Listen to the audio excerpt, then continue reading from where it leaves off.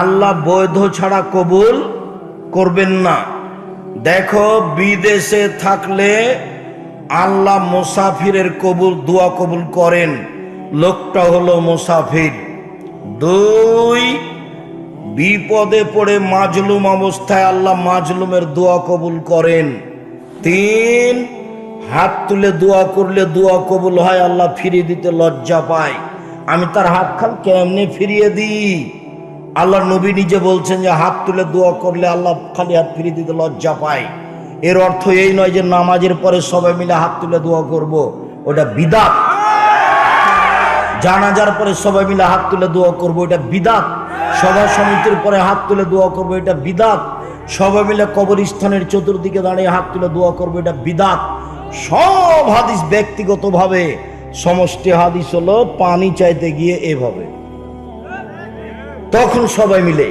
বাকি সবাই কি একা একাই। অনেক হাদিস দোয়ার বইটা আপনাদের সামনে প্রায় 20-25 বছর থেকে দিয়েছি, সব হাদিস জমা করেছি। এবার লোকটা হাত তুলে দোয়া করছে, 3টে অবস্থা তার বিরাজ করছে কবুল হওয়ার। 1, ও হলো মুসাফির, দোয়া কবুল হবে। 2, লোকটা বিপদগ্রস্ত, হলো মাজলুম, দোয়া কবুল হবে। 3, লোকটা হাত তুলে দোয়া করছে, ফেরত হবে না, আল্লাহ লজ্জা পায়। তারপরে যে তার দোয়া কবুল হলো না কেন? তার খাদ্য আছে হারাম, তার পানি আছে হারাম, তার পোশাক আছে হারাম, তার জীবিকা নির্বাহ হারাম, তার সব কিছু হারাম, তার ইবাদত কবুল হবে না। এবার তুমি বলো, ছেলে তোমার মা কিস্তিতে টাকা উঠিয়েছে, তোমার মা কিস্তিতে টাকা উঠিয়েছে, ব্যাংকে লোন বন্ধ করতে হবে। একটা বাক্য, আল্লাহর নবী সালাম ফিরার পূর্বে একটা দোয়া পড়তেন। এই দোয়া না পড়ে তিনি সালাম ফিরতেন না। তাতে শেষে একটা বাক্য আছে, আউযু বিকা মিনাল মা'সাম ওয়াল মাগরাম। তোমার কাছে বাঁচতে চাই ঋণ কর্জ হতে, তোমার কাছে বাঁচতে চাই বড় পাপ হতে, তোমার কাছে বাঁচতে চাই ঋণ কর্জ হতে, তোমার কাছে বাঁচতে চাই বড় পাপ হতে। আল্লাহুম্মা ইন্নী আউযু বিকা মিন আযাবিজ জাহান্নাম ওয়া আউযু বিকা মিন আযাবিল কবর ওয়া আউযু বিকা মিন ফিতনাতিল মাসীহিদ দাজ্জাল ওয়া আউযু বিকা মিন ফিতনাতিল মাহিয়া ওয়াল মামাত। আল্লাহুম্মা ইন্নী আউযু বিকা মিনাল মা'সাম ওয়াল মাগরাম। এটা শেষ বাক্য। তোমার কাছে বাঁচতে চাই বড় পাপ হতে, তোমার কাছে বাঁচতে চাই ঋণ কর্জ হতে, তোমার কাছে বাঁচতে চাই বড় পাপ হতে, তোমার কাছে বাঁচতে চাই ঋণ কর্জ হতে। জীবনে কোনোদিন লোন নিয়ে বাড়ি গাড়ি করবেন না, আপনার জানাজা হবে না। জাহান্নাম জান্নাত তো পরে, জানাজাই বাতিল। বোকা মানুষ ব্যাংকে চাকরি করে, লোন নিয়ে বাড়ি করেছে, বউ খুশি করে খাচ্ছে। তুমি যে কবরে চলে গেলে তো তোমার বেটা বেটি বউ তোমার কি করবে, কি করতে পারে, একটুকু যে বুঝ নাই। একেবারে যে সবাই আগাছা কেমনে হবে? লোন নিয়ে ব্যবসা করতে হবে কেন? ব্যবসা কি দিয়ে চালু হবে মনে নাই কেন? চকলেট। কি দিয়ে? চকলেট। লোন নেওয়া লাগবে, তারপরে কলা, তারপরে কাপড়, তারপরে 25 বছর পরে অনেক কিছু। 40 বছর পরে দেখা যাবে দিনাজপুরের সবচেয়ে বড় ব্যবসায়ী। কতদিন লাগবে? 30-40 বছর লাগবে। কলিকাতাতে হিরোইন কিনেছে, ঢাকায় বিক্রি করেছে, তাই একদিনেই ধনী। এই ব্যবসায়ী হয়ে কোনো লাভ আছে? সময় লাগবে। ব্যবসা যদি চকলেট দিয়ে শুরু করো, লোন নেওয়া লাগবে। এই হিসাবটাই কেটে দিতে হবে, লোন নিয়ে ব্যবসা করা বাতিল। সম্মানিত দিনী ভাই বোন শোনেন, সবচেয়ে যেটা মানুষকে বিপাকে ফেলবে হারাম হিসাবে, সেটা হলো সুদ। সেটা হলো সুদ।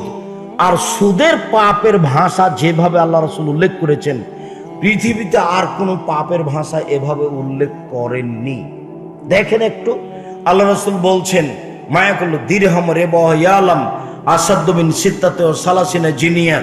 কেউ যদি জেনে শুনে 1 টাকা সুদ খায়, 36 বার জেনা করে যত পাপ হবে, 1 টাকা সুদ খেলে তার চেয়ে বেশি পাপ হবে।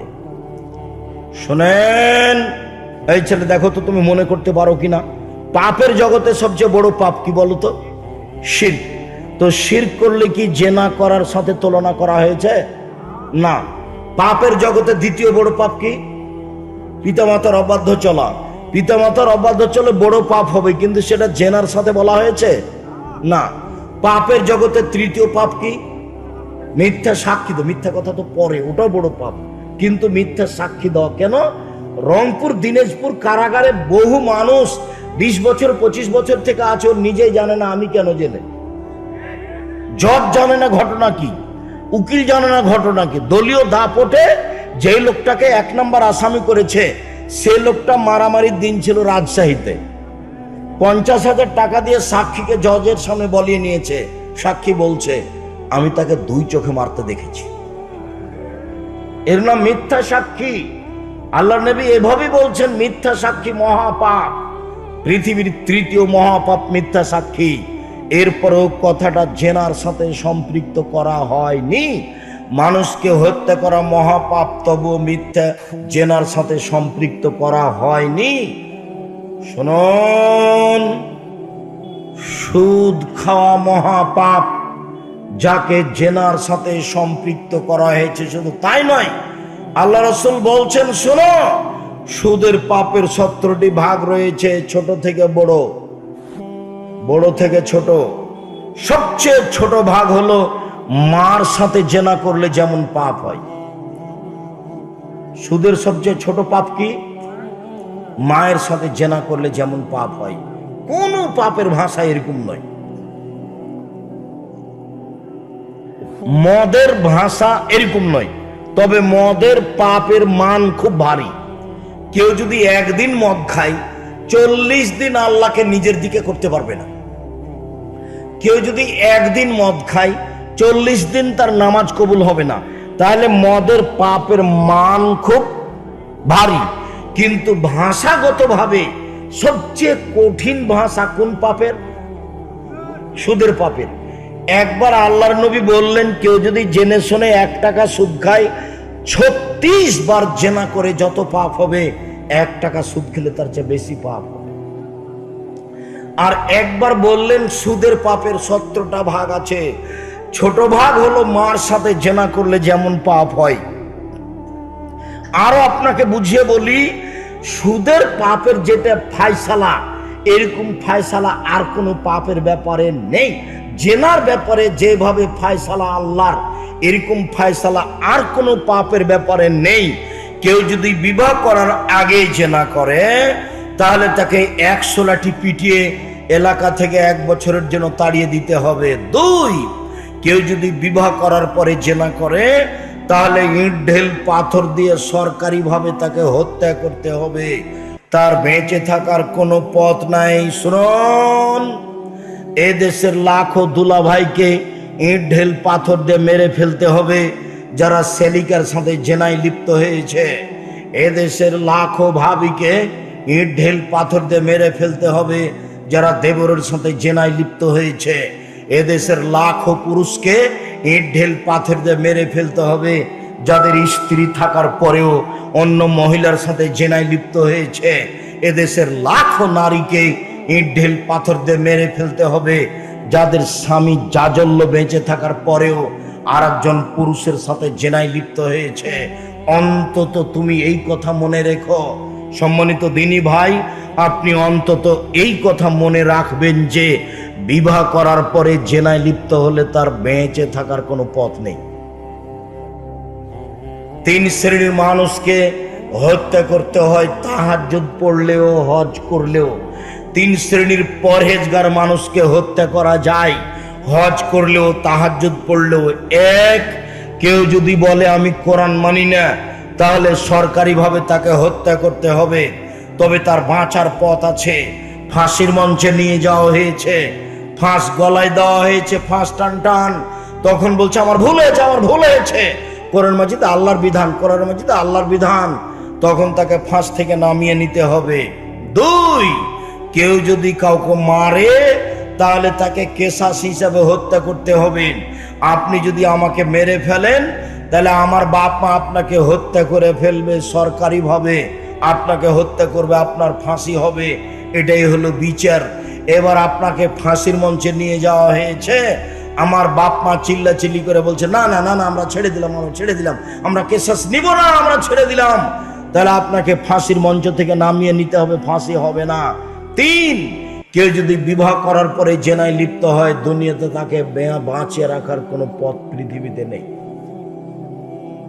কোনো পথই নেই, কোনো পথই নাই।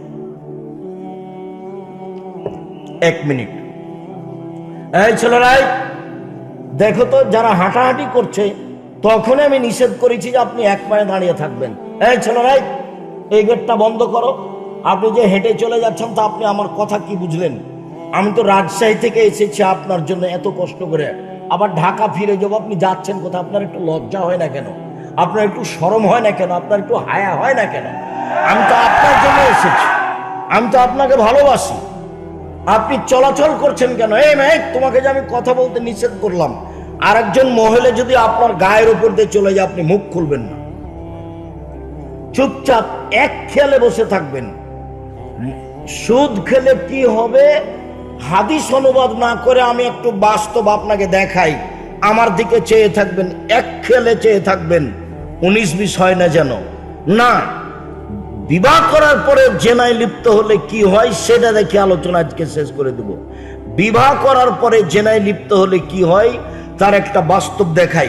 জাতে রাতুন গামেদি, গামেদ সম্প্রদায়ের একজন মহিলা আসলো, গামেদ বংশের। এসে আল্লাহ রাসূলকে বলছেন, তাহির নিয়া রাসূলুল্লাহ, আল্লাহ রাসূল আমাকে পবিত্র করেন। তখন আল্লাহ রাসূল বলছেন, ইরজাই, বাড়ি ফিরে যাও, আস্তাগফিরুল্লাহ, তুমি ক্ষমা চাও, তোমার পাপ ক্ষমা হয়ে যাবে। তখন মহিলা বলছে, তুরা দেদনি কামার আদাদ্দা মায়ের জীবনে মালিক, আপনি আমাকে ফিরিয়ে দিতে চাচ্ছেন? যেভাবে মায়ের জীবনে মালিককে ফিরিয়ে দিয়েছিলেন তার বিচার করেননি? আমার পেটে অবৈধ সন্তান রয়েছে, আমার পেট উঁচা হয়েছে অবৈধ সন্তানে, আপনি বিচার করে দেন। দৃশ্য দেখে আল্লাহ রাসূল বললেন, নির্জয়ী, বাড়ি ফিরে যাও, হাত্তা তালি দি, যেদিন বাচ্চা হবে সেদিন আসে বিচার করে দিব। মুসলিম গ্রন্থে এসেছে, সবে মাত্র বাচ্চা প্রসব হয়েছে, ওকে ন্যাকড়াতে জড়িয়ে নিয়ে এসে রাসূলের দরবারে বলছেন, এই দেখেন বাচ্চা প্রসব হয়েছে, বিচার করে দেন। দৃশ্য দেখে আল্লাহ রাসূল বলছেন, নির্জয়ী, বাড়ি ফিরে যাও, ফরজ ই হে, বাচ্চাকে দুধ খাওয়াও, হাত্তা তাফতুমি হে, যেদিন বাচ্চা দুধ ছেড়ে দিবে নিয়ে আসছি, ও বিচার করে দিব। মহিলা বাচ্চা নিয়ে চলে গেল, বাচ্চাকে 2 বছর দুধ খাওয়ালো। 2 বছর পরে বিচারালয় উপস্থিত, তখন বাচ্চার হাতে এক টুকরা রুটি রয়েছে। এই রুটি প্রমাণ করে বাচ্চা খাদ্য খেতে পারে। ফাওয়াশশাদাহু বিয়াদি রাজুলিন মিনাল মুসলিমিনা, আল্লাহ নবী বাচ্চাটাকে একজন মুসলমানের হাতে দিলেন, যাও তুমি বাচ্চাটা লালন পালন করো। বললেন সঙ্গী সাথী, এই যাব বেহা, তোমরা একে মাঠে নিয়ে যাও।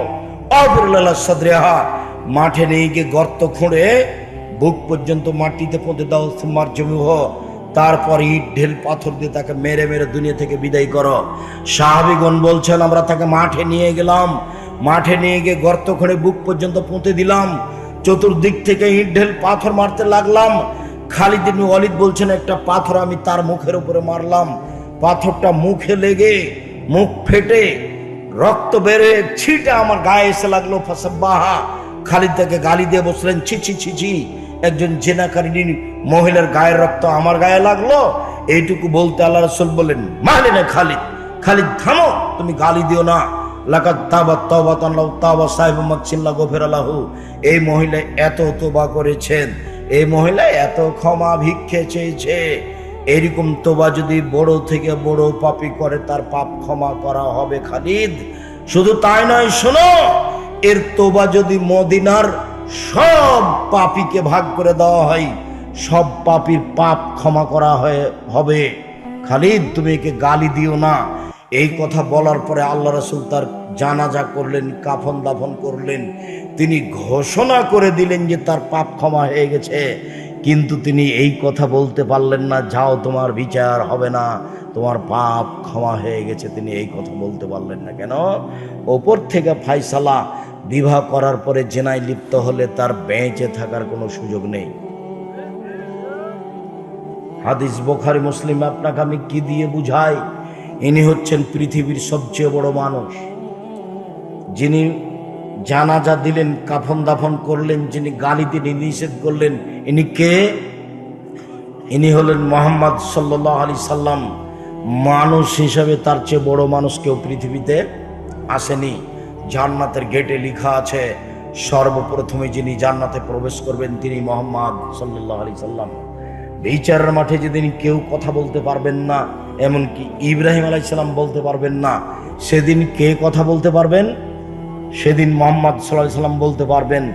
এত বড় মানুষ একটু বলতে পারলেন না, ঠিক আছে যাও, তোমার বিচার হবে না, বিচারের মাঠে আমি দেখে নেব কি করা লাগে। আর আপনাদের দেশের হুজুর বলছে হাত তুলে দোয়া করেন তো সবাই মিলে, আমি দেখব। হুজুর পাগলা, বিবেচনা বলে কোনো জিনিস নাই। বিচারের মাঠ, এত বড় মানুষ সাহস করে বলতে পারলেন না যে ঠিক আছে, বললেন তো যে পাপ ক্ষমা হয়ে গেছে, খালি গালি দিও না, বললেন যে পাপ ক্ষমা হয়ে গেছে, আবার নিজে জানাজা করলেন। বোঝা যায় না মনে হয় কথা? জানাজা করলেন মানে তিনি তার জন্য কি করলেন? ক্ষমা চাইলেন, নিজে কাফন দাফন করলেন।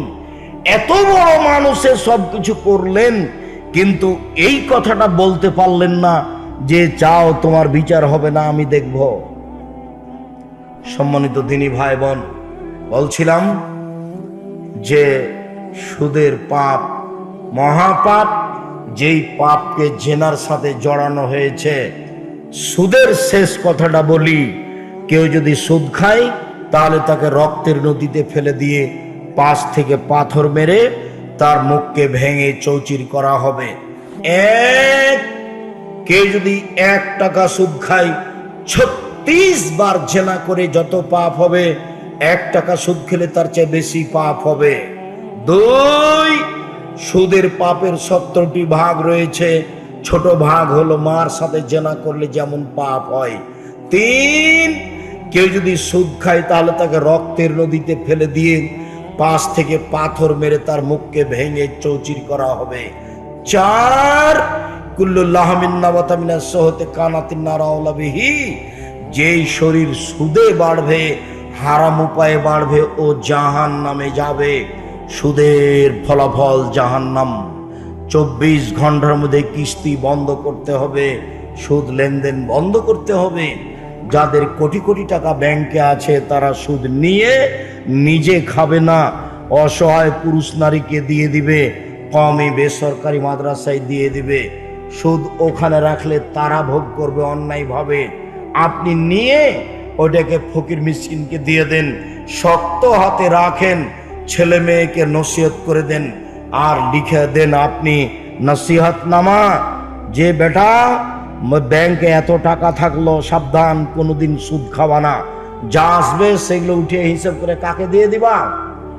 অসহায় পুরুষ নারীকে দিয়ে দিবা, কওমি বেসরকারি মাদ্রাসায় দিয়ে দিও। সম্মানিত দিনী ভাই বোন, আমি আপনাদেরকে হালাল রুজি খাওয়ার অনুরোধ জানিয়ে বলছি, আব্দুল্লাহর মনে বড় সাপ।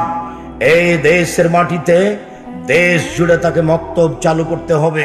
হঠাৎ একদিন দেখলাম গাড়ির গায়ে লেখা আছে আদ-দাওয়া ইলাল্লাহ। আমি বললাম আব্বু, গাড়ির গায়ে লেখা আছে আদ-দাওয়া ইলাল্লাহ, এটা মানে কি? তখন আমাকে বলছে আপনাকে 30 বছর যাবত বক্তব্য দিতে দেখলাম। আমি লন্ডন, ফ্রান্স, ইটালি দেশ, পৃথিবীর বিভিন্ন দেশ ঘুরে এসে দেখলাম ইহুদি খ্রিস্টান বিদ্যার বুদ্ধি বিক্রি করে খায়, আর আমাদেরকে বোকা বানায়। আমাদের ছেলের মাথায় থাকে কিষান কামলা হিসাবে ডালি থাকে মাটির, আর আমাদের হাতে থাকে মোবাইল। আমাদের হাতে কি থাকে? আমাদের হাতে মোবাইল থাকে, আর খেলনা থাকে, আর জুয়া থাকে। এইটা থেকে যদি আমাদের জাতিকে বাঁচাতে হয় তাহলে মক্তব ভিত্তিক শিক্ষা কার্যক্রম এবং দাওয়াতি কার্যক্রম চালু করতে হবে। এই লক্ষ্যে মাঠে নেমেছি। দেশ জুড়ে মক্তব চালু করতে হবে, মক্তব চালু করব ইনশাআল্লাহ। মর্মে সকল দিনী ভাই বোনকে তাকে পরামর্শ দেওয়ার জন্য অনুরোধ জানিয়ে জামিয়া সালাফের জন্য দোয়া করতে বলি। আমার মনে বড় সাধ, এই দেশের মাটিতে আমি সর্বোচ্চ সর্ববৃহৎ প্রতিষ্ঠান গড়বই ইনশাআল্লাহ।